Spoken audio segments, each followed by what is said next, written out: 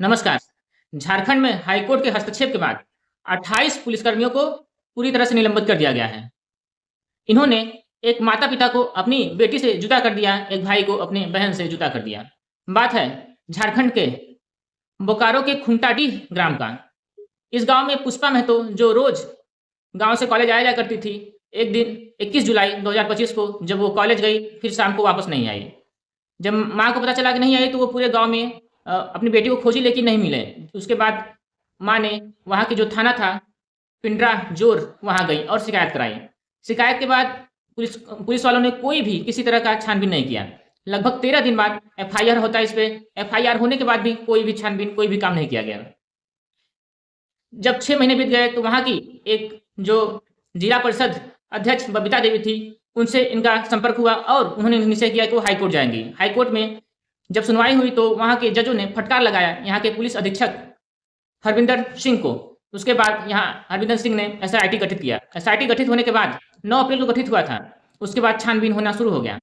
10 अप्रैल को छानबीन हुआ और 11 अप्रैल को एक व्यक्ति को गिरफ्तार किया गया जिसका नाम दिनेश था। फिर उसने कबूला कि हाँ, मैंने ही मारा है।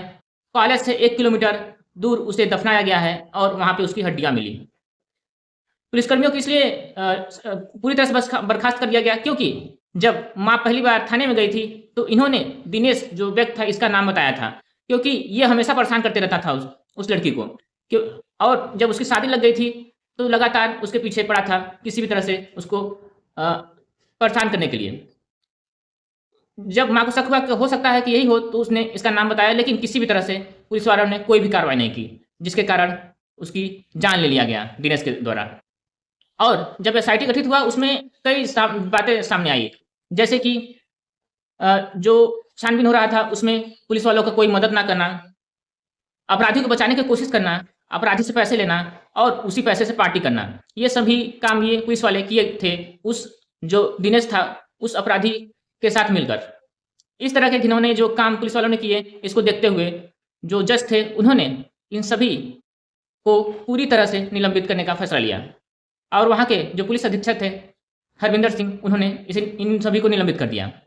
इस तरह की स्थितियाँ देखी जा रही हैं। जो रक्षक है वही भक्षक बन जा रहे हैं। 28 पुलिसकर्मियों में 10 sub inspector, 5 assistant sub inspector, 2 हवलदार और 11 सिपाही शामिल थे।